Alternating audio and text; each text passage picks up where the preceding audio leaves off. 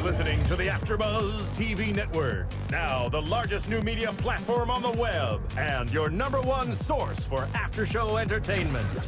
Very good, Keith Johnson.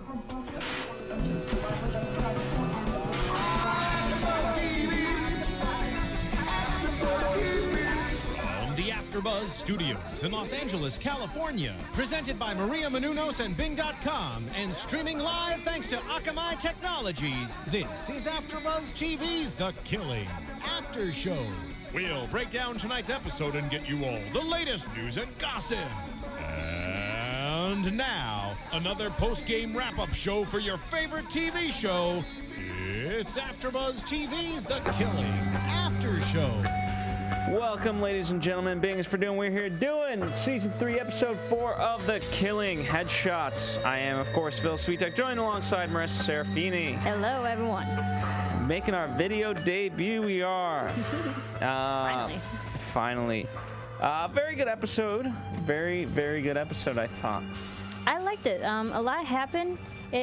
Honestly, it felt a little bit slow paced, but we did get a lot of information here and there throughout the episode. So I did like this episode. It's leading up in a nice place. But let's talk about Seward. Right off the bat, I like how they made a mention of it with Holder and Lyndon saying, there doesn't seem to be much connection there. Time's running out for our boy, and there seems to be. Yeah, and he doesn't really seem all too concerned about his time dwindling. He's still that everyday. He seems very competitive. Especially with Alton. He's like, well, my life is more crappier than yours. He just always has that. Oh, I can one up you in all the crap that has happened in my life. It's interesting that how to me in terms of that, it's interesting how he actually is speaking more and more because initially he's very, very quiet, and so to an extent it seems Alton's, whether taking a toll on him or he's making a connection with him. It's interesting how they're engaging. And certainly with the medication, the fact that he took the medication because of him, whereas he could have, who cares? It's not really. Why does he really care? Yeah, but I think Alton's really kind of getting into his head, and I think that Seward, he does realize he doesn't have a lot of time left, so maybe he's just trying to make that last-minute connection with anyone that could, possibly get close to him. And I think him constantly talking to Alton, or mostly the other way around, that Alton's just like, he's that friend to talk to throughout, your last days. What do you think about the fact that he took out the A from his chest for Adrian? Oh, yeah, and, at first I thought, the reason why he, self-mutilated himself last week was to get him out of his prison cell and to get him relocated to another place. But then when Alton mentioned that he ruined his tattoo, I was like, oh, yeah, there was a significance to that. Maybe Adrian's not this big part in his life anymore, or he's losing connection with him. Well, I think I think you're right in the sense that he feels the days, as he says, faith and hope will get you to death, a lot faster, and so he's severing all the ties that he can to the actual outside world that had any meaning to him, and it is interesting that Alton is slowly kind of rekindling any connection that he may have. What did you think of Frank inviting his coworker to his house and them having a beer, for which I thought the wife was hitting on him as well? I thought so too. Yeah, my bet is very lonely. Mm-hmm. Yeah, it sounds like because she mentioned this line that they're constantly working and whatnot, and she doesn't have that male companion that she's missing at night. So I was like, something could be going on there. Yeah, it's interesting. And Frank Jr.'s look, I didn't know exactly what to decipher from it, but it was funny because I think he heard that too, and she may be cheating on him already. Yeah, I think that's what that could have meant. Definitely emotionally cheating, at least. Yeah, and yeah, and it's funny how, you know, Frank gets the beers and things like that, and it's supposed to be them kind of unwinding, and yet his first kind of thought once he sits down after getting the beer was he didn't take his meds, did he? No. So it's interesting how, you know, even outside the workplace, because Frank's whole thing was, you know, when you come into work, check your emotions at the door, whatever life you've had, you know, leave that there. It's easy for him because obviously he makes that his whole life, you know, but he's got to realize when he comes home, check your work at the door. Yeah, that's it. You know, it's over. Kind of like a double standard thing, you know? So I like that kind of tit for tat between Frank and you know, Frank and Seward. I liked it. It was, I think, a little bit the lighter side of tonight's episode, somewhat the comic relief. It was, and I like him getting called Spartacus by Alton. You know, I think that's sort of telling to a degree. I think there's some symbolism there because if you think about, I keep thinking of the stars Spartacus. You know, he's that warrior underneath that's like slowly just kind of fights against the system, but ultimately in the end will gain respect from people.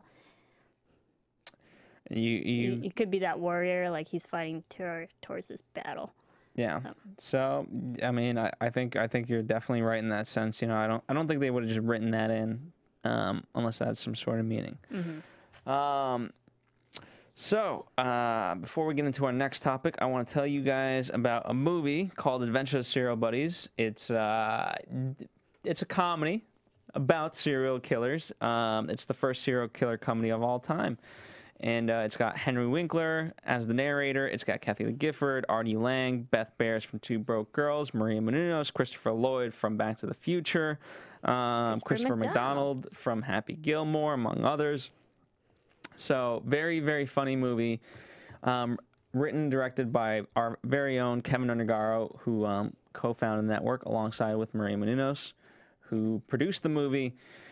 It's out now on iTunes and other platforms, so go to serialbuddies.com, and it has all the links to download it. Basically, the price of a Happy Meal. Yeah. Holder would be happy, because I don't think he has, you know, he's always buying junk food. Meals. You know, so it's a very, very funny movie, and you know, support us here at AfterBuzz TV by doing so. We don't ask for a lot, and I know you guys have been asking for us to do The Killing for a while, and so we are doing it. And every now and then, by supporting us in this way, you guys help programs like you know, this one stay on the network. Absolutely. All right, let's talk about. Let's talk about the sex tapes and that kind of, you know, whole scandal. In particularly Goldie, right? They're you know, they obviously chose to. Skinner released him, but now they're tailing him, and obviously he pulls this little stunt that he does, which I thought was hysterical to have the, you know, everyone's like, what's he doing? And all of a sudden you have this massive cameras just kind of following him. Yeah, and very manipulative a bit, you know, because. They finally release him, and then he just, like, goes back at them and, like, pretty much embarrass everyone in front of the live media. And then, you know, it's part of also, okay, how do you embarrass cops? Well, bring in the press and let them, you know, expose anything and everything about them. And make them look bad. You know, it was very. I wasn't sure what was actually going to happen. I'm like, well, why are multiple people following him? What's going on? But I was like, I think that was kind of manipulative in a way because it makes me feel they're getting attraction in that sense, and they're getting distracted. So something else could have been going on at that time. Made me kind of think maybe he's in league with whoever is doing this, and it was just a purpose, like a diversion in a way. But ultimately, I thought it was an interesting thing to what he did. I was like, what an asshole. You know, the thing about Goldie, I mean, he's obviously doing some shady things, but for me, you're right in it. He's not the ultimate target. You know, there's certainly he's not the smartest tool in the shed or whatever the phrase is, and so he's definitely getting his orders, I think, ultimately. and that was one of his orders. And to me, an interesting point is with Rhetoric and Lyndon and that tiff, and what he says. You know, I basically teach a class on you know, sex crimes and things like that. And you know, the mentality that goes behind it, and figuring that out. So you know, it's always interesting, and you know, we saw that illustrated with all these different women kind of protecting, you know, their pimps and their rapists, which is it's a freaky notion. Yeah, you know. Yeah. Sorry. So I mean, it definitely makes it you know, it makes it more real than anything we've really seen, whether on television or in movies, for the most part.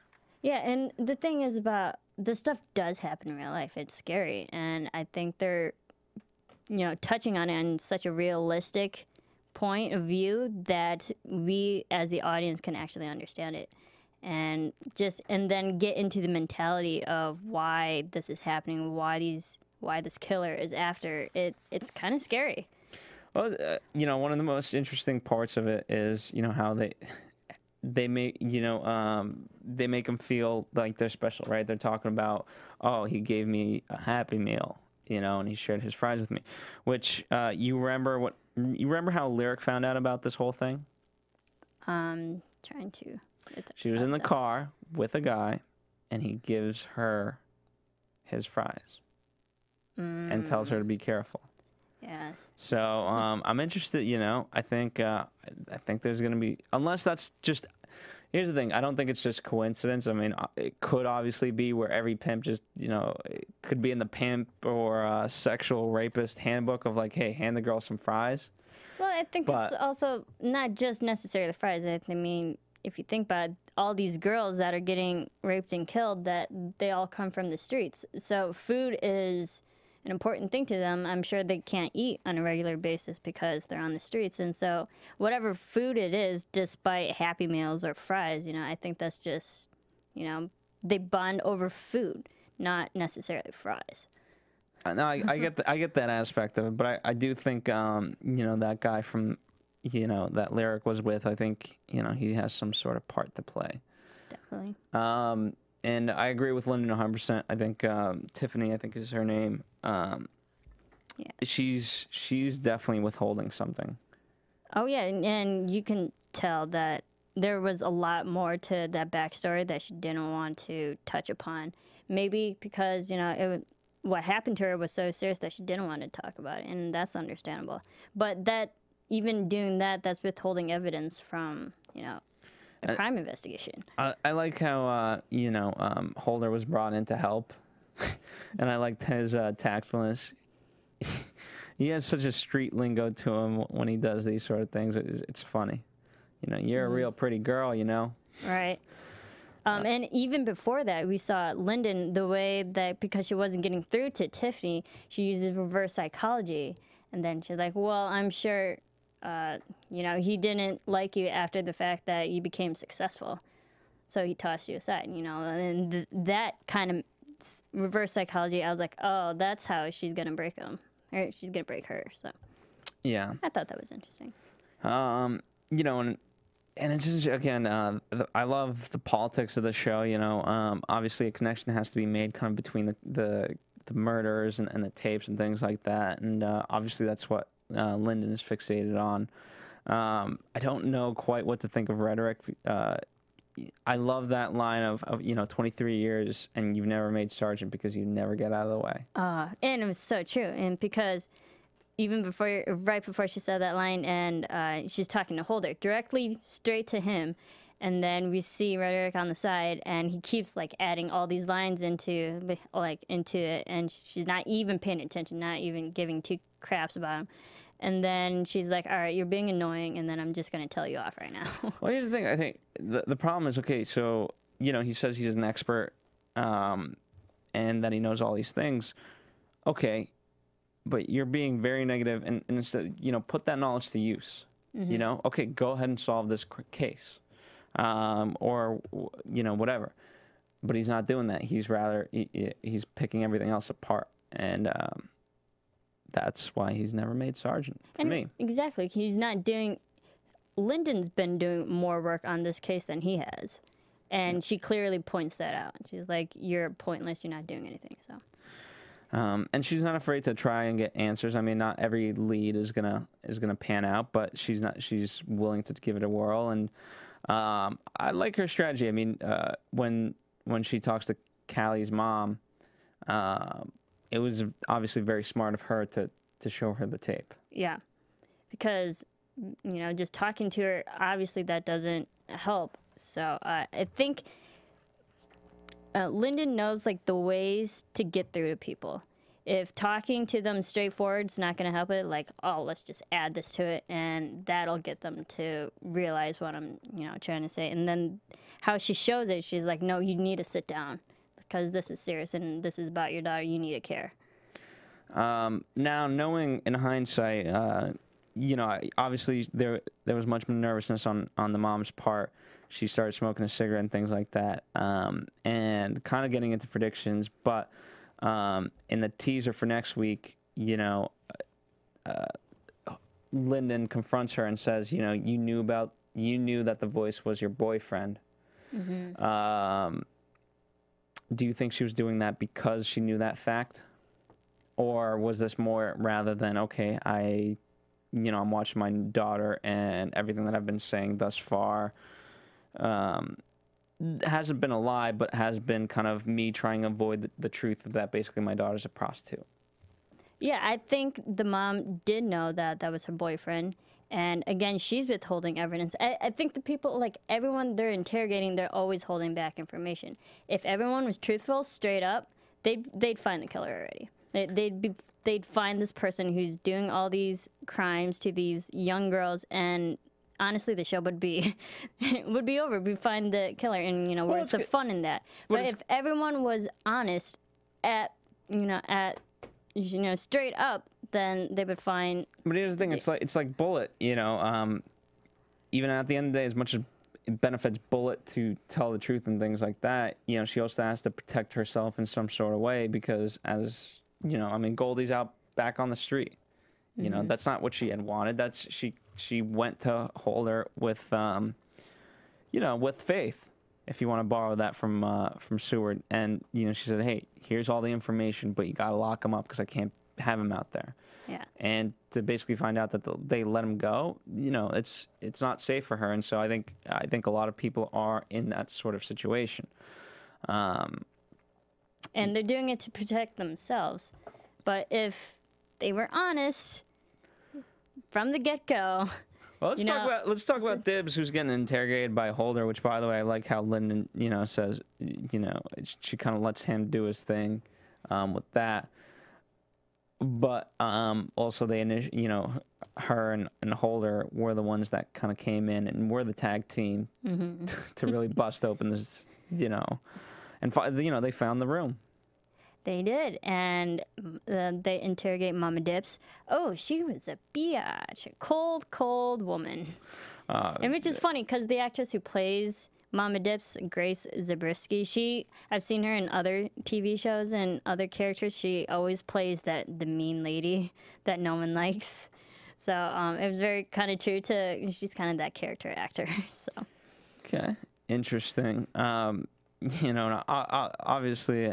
Their interaction was great. She's saying like, "Hey, I'm the person on the tapes. I smoke a lot of cigarettes." Yeah. And you knew it wasn't her.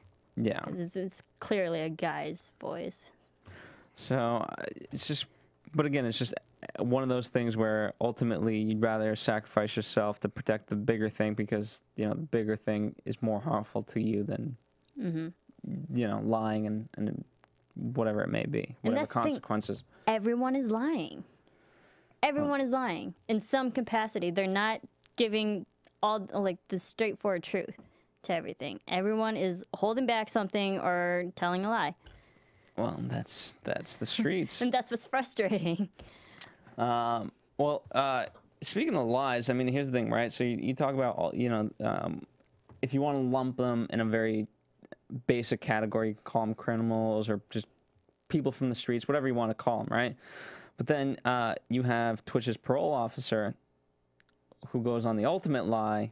Yeah. And he's supposed to be part of the system. You know, that's supposed to help and things like that. But, you know, he has that nasty line that he says to Twitch, "You're all the same." Yeah. And you know, I guess in many ways he could be right because he got what he wanted, you know. And I was kind of rooting for him because when we first... him or Twitch? The parole officer at first, because in the earlier episodes of the season, you see that he kind of is like the father figure to Twitch, and then, you know, I was like, okay, he has some man in his life to, you know, keep him on the straight, clean path, and then we see him, he's kind of a twisted man, and I'm like, oh, that's disappointing. So they don't, even these kids on the street, they have no person with a strong head on their shoulders to look forward to, or, you know, to just have a role model in their lives. Yeah, and I mean, I thought it was also, you know, what's kind of most interesting to me is both we've seen now with Bullet and we've seen with Twitch be violated in this way, and obviously both are kind of, you know, have feelings for Lyric and how they're dealing with that. So I thought that was a nice juxtaposition, and obviously Bullet still has a lot of feelings for Lyric, but then, you know, when he sees he's the one who brings Twitch back, you know, to her, and then he kind of leaves because whatever they were doing to heal the wounds. I don't know. I think I didn't really get that vibe from Twitch and Lyric and Bullet, because I always knew like, it was Bullet and Callie. But I think it's just that mutual respect for each other, because they're all fighting the same game. They're all in the streets. They're all vying, you know, to, you know, just survive in life. And that's the group. If they all stick together, they'll be okay. I agree. Well, yeah, I mean, Twitch just not making any smart decisions, and you know, again, you kind of see with that how really their full demise goes. You know how. Whatever hope that they might have had, right? You know, it was this whole build up to LA, and you know, he was doing it for the. I mean, he took some money that perhaps he shouldn't have, but at least, you know, he wasn't buying drugs with it. He was actually doing what he said he would do, and investment. But yeah, but again, you call it hope, and he was going down that path, and he really believed in it. But you know, through no fault of his own, it went sour for him. Yeah, and he had that quick, unfortunate turn, and then just the downward spiral. Then he's back on drugs again, and then he has, you know, develops that attitude problem and goes on the wrong turf. What do you think about Bullet and Holder, kind of their teaming up? I think more and more as Bullet kind of sees more things happen, could be a really. Obviously, she's already kind of an ally to the police, but as she gains more trust in Holder, you know, then they could really start to solve this case, and she could basically be a spy. I agree. Or inside person, whatever you want to call it. Yeah, she can be the eyes on the street. I really like this dynamic because we talked in the first episode that like we want to see more of these two together. I think if I really like it because it's growing, and Bullet needs someone good in her life, and Holder, and even Lyndon for that matter, can be, you know, that beacon of hope for her.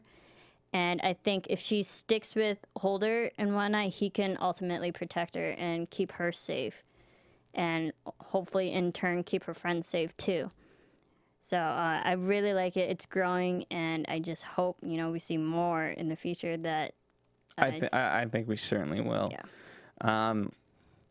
You know, and again, you know, even though we're getting more and more things and we're moving forward, you know, as they said in tonight's episode, and I think this was more of to the audience rather than to anyone else.